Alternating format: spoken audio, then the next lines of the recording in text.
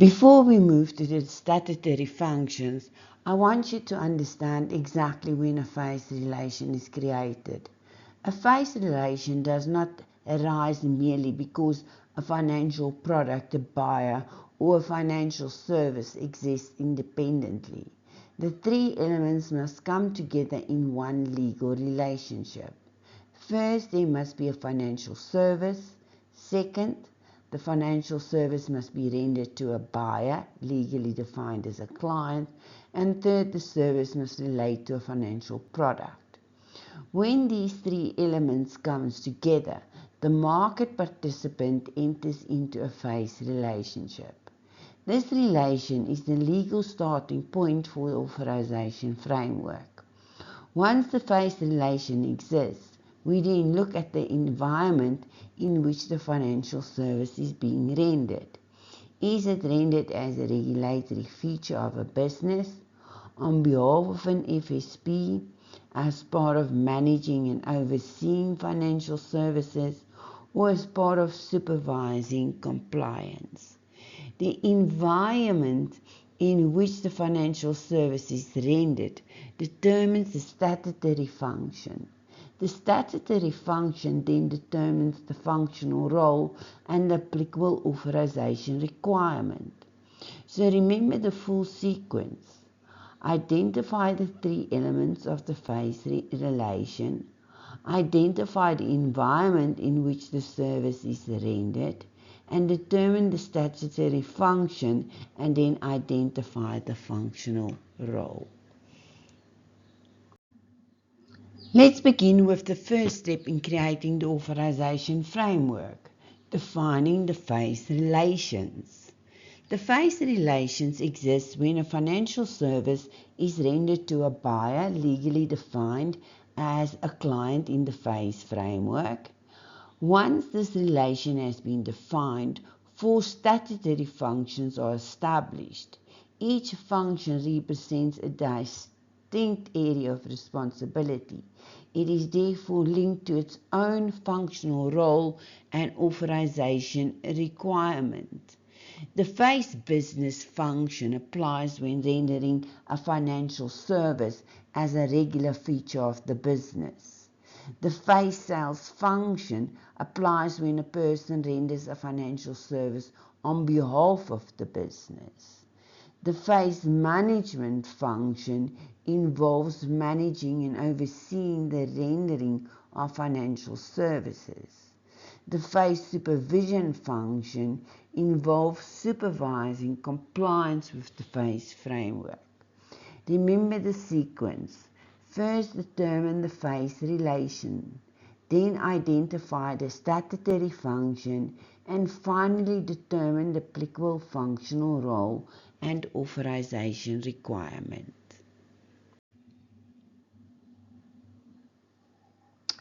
Now that we have established the four statutory functions, the next step is to assign a functional role to each function.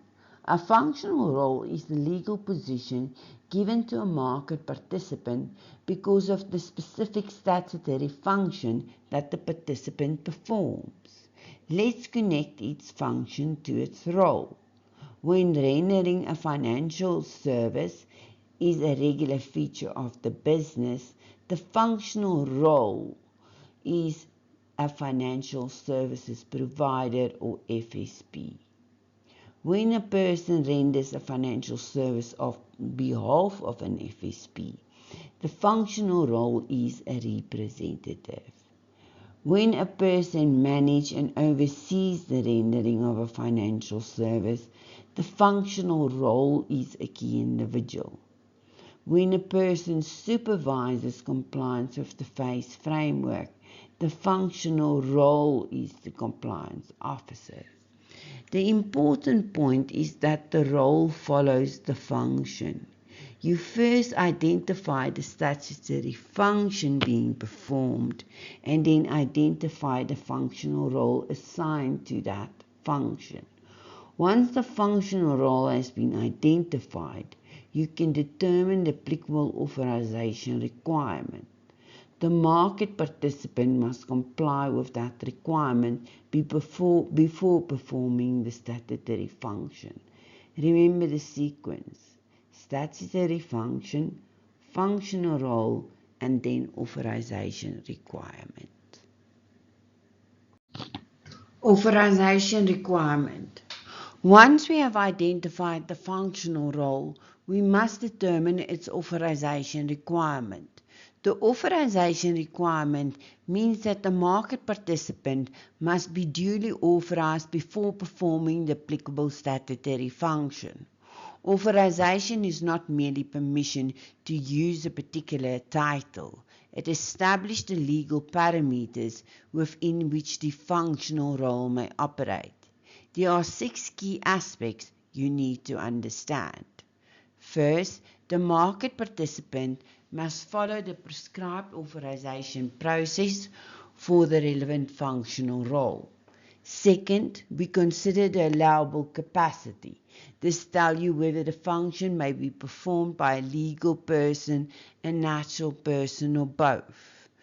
Third, the applicant must meet the applicable approval standards. Under the FACE framework, these standards are collectively known as the fit and proper requirements.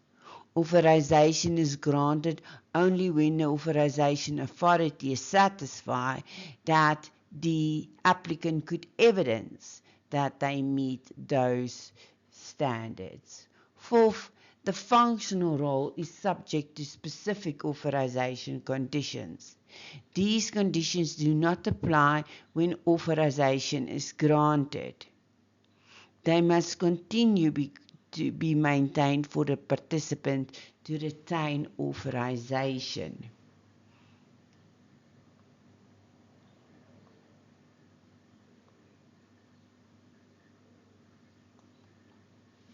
Fifth, each functional role has specific function responsibilities.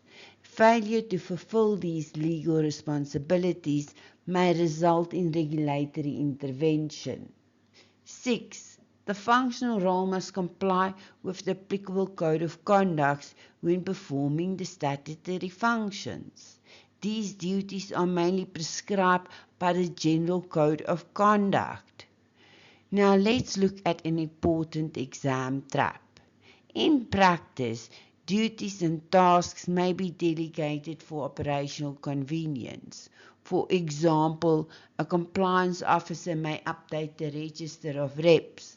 However, the statutory duty to maintain that register forms part of the key individual function. Delegating the task does not transfer the statutory responsibility and accountability. The key individual remains accountable even when another person physically performs the task. In a regulatory exam, do not assign responsibility according to the person who performed the task in practice. Always assign the function to the functional role to which the FACE framework legally allocates it. Remember, a task may move, but statutory accountability remains within the functional role.